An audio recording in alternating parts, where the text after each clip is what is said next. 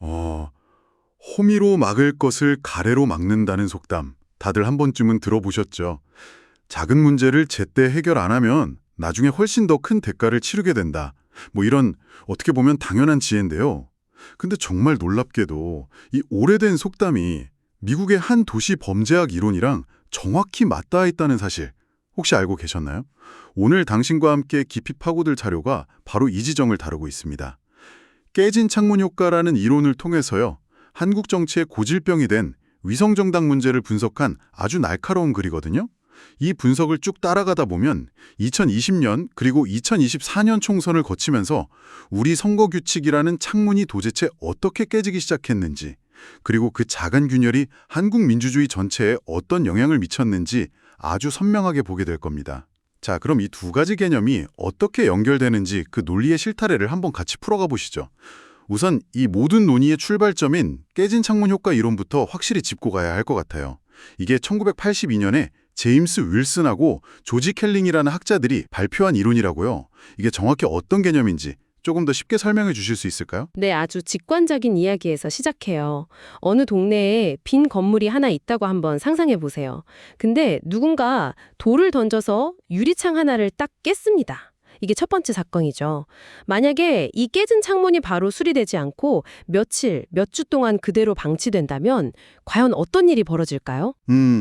아마 사람들은 이 건물은 아무도 신경 쓰지 않는구나. 이렇게 생각하게 되겠죠? 관리가 전혀 안 되는구나 하고요. 바로 그겁니다.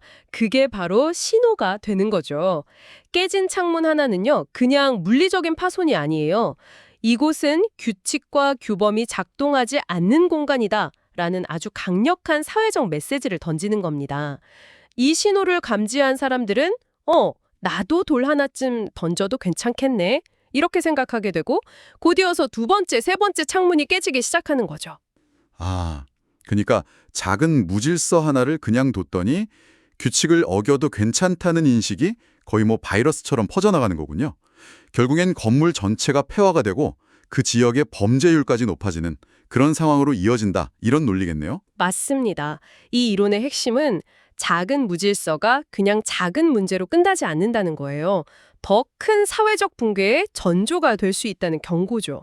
이 정도는 괜찮겠지 하고 넘어간 그 작은 균열이 댐 전체를 무너뜨릴 수 있다는 겁니다. 와, 깨진 창문 하나가 동네 전체를 망가뜨린다.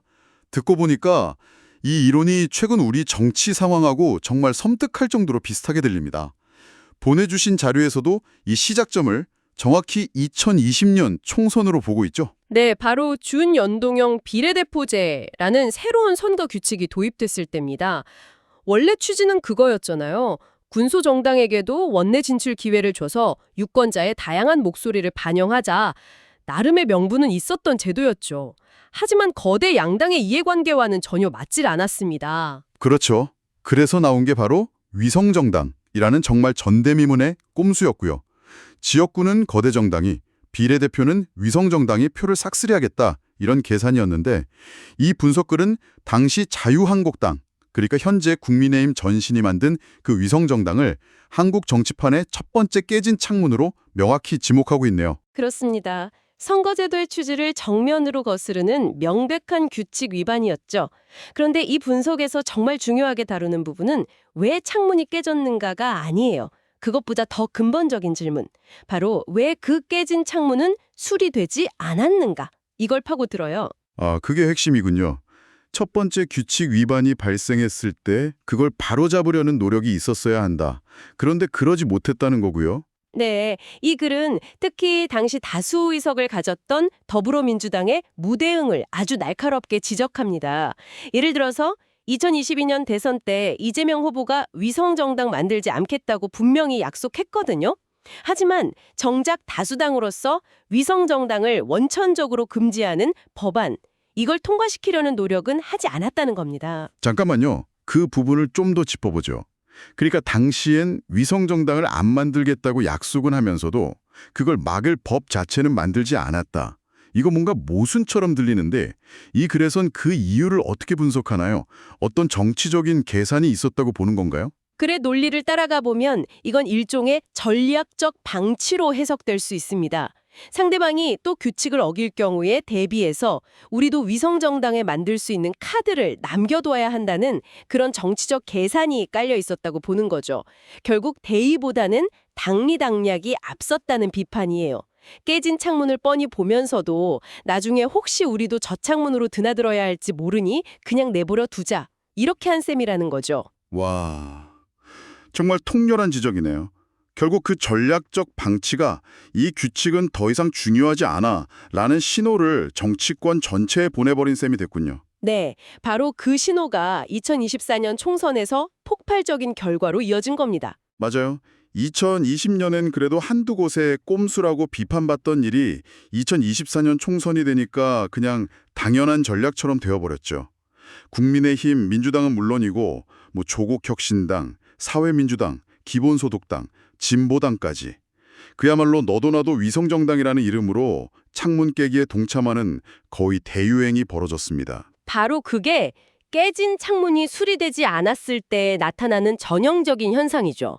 이 분석에 따르면 2024년이 되자 정치권 전체에 이제 준연동형 선거법이라는 규칙은 지켜도 그만, 안 지켜도 그만인 죽은 법이다. 이 신호가 완전히 각인된 겁니다.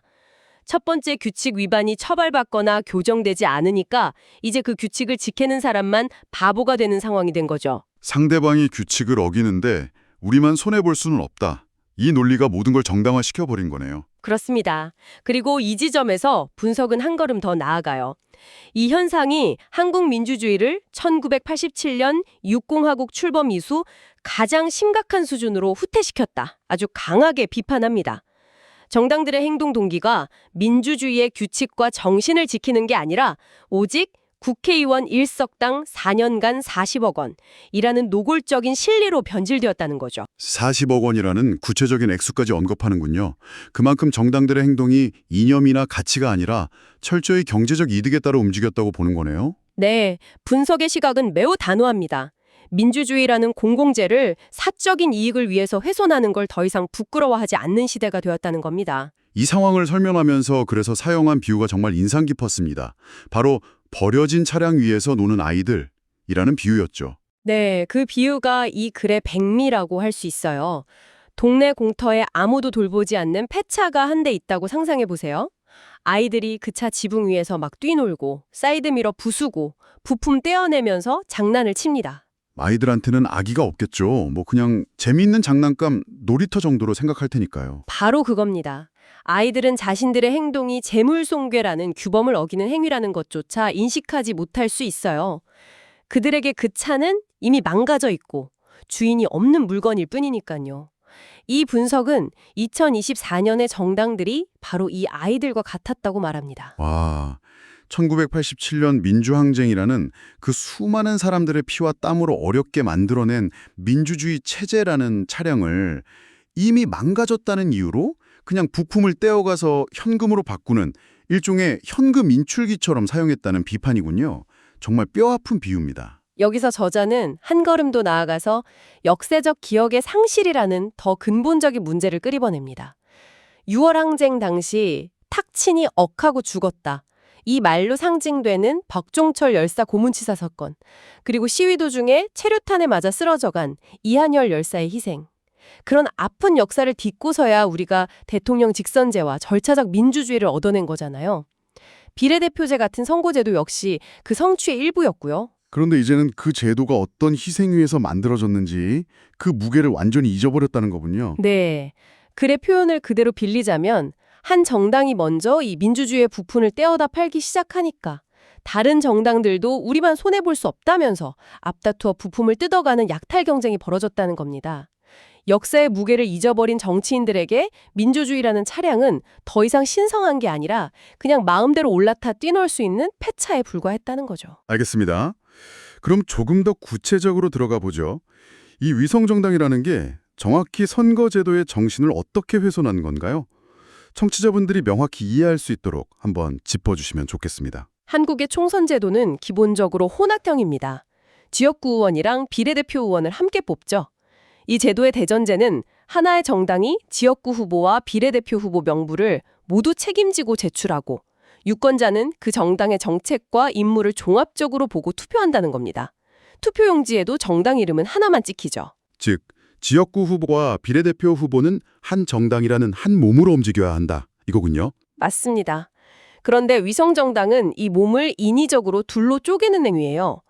A정당이 지역구 후보만 내고 사실상 A정당의 자회사인 A'프라임 정당이 비례대표 후보만 내는 식이죠. 유권자를 기만하고 제도의 근간을 흔드는 행위입니다. 이 분석글에서는 조국혁신당의 사례를 위성정당의 변종이라고 규정하면서 흥미롭게 분석하던데요. 이건 어떤 의미인가요? 조국혁신당의 전략은 더 노골적이었죠. 이들은 처음부터 의도적으로 지역구 후보를 단 한 명도 내지 않았습니다. 오직 비례대표 후보만 등록했어요. 그러면서 유권자들에게 지역구는 민주당, 비례는 조국혁신당을 찍어달라는 이른바 지민 비조라는 구호를 내세웠습니다. 하나의 정당을 보고 투표해야 하는 혼합형 제도의 허점을 아주 교묘하게 파고든 전략이었군요. 유권자들한테 아예 대놓고 표를 나눠서 투표하라고 유도한 거니까요. 그렇죠. 이 글의 분석에 따르면 이건 선거제도라는 큰 틀의 규칙을 존중하기보다는 그 규칙의 허점을 이용해서 자신들의 의석수를 극대화하려는 행태라는 점에서 기존 위성정당과 본질적으로 다르지 않다는 겁니다. 오히려 더 세련되고 영리하게 제도의 취지를 무력화시킨 변정 바이러스 같다는 지적이죠. 오늘 우리는 깨리진 창문 효과라는 아주 흥미로운 프리즘을 통해 한국의 위성정당 문제를 깊이 들여다봤습니다. 2020년 한 정당이 던진 돌에 선거제도라는 건물의 첫 번째 창문이 깨졌습니다.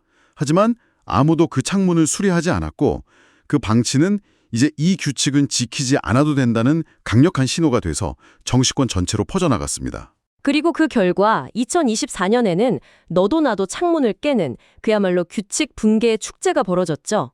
이 분석은 그 과정에서 1987년 민주화가 남긴 역사적 유산과 그 무게마저 조롱거리가 되어버렸다고 강하게 주장하고 있습니다. 네, 정말 많은 생각을 하게 만드는 분석이었습니다. 이제 마무리를 해야 할 시간인데요. 이 글의 마지막 문장이 특히 오랫동안 기억에 남습니다. 이제는 호미가 아니라 가래를 써야 할 때이다 라는 문장 말씀이시죠. 이 문장은 사실 청취자인 당신에게 하나의 묵직한 질문을 던지고 있습니다. 이미 수많은 창문이 깨져버려서 폐허처럼 변해가는 이 민주주의 시스템 앞에서 가래는 과연 무엇을 의미할까요? 작은 수선으로는 어림도 없다. 뭐 이런 뜻이겠죠? 그렇습니다. 이 전체 건물의 온전함을 되찾기 위해 필요한 거대하고 강력한 조치란 과연 어떤 것일까요? 어쩌면 선거법을 전면적으로 개정하는 것일 수도 있고 시민들이 직접 나서는 또 다른 형태의 정치적 행동일 수도 있습니다. 과연 지금 시점에서 그런 근본적인 복구가 가능할지, 만약 가능하다면 그 가래는 어떤 모습이어야 할지 오늘 한번 깊이 생각해 보시는 건 어떨까요?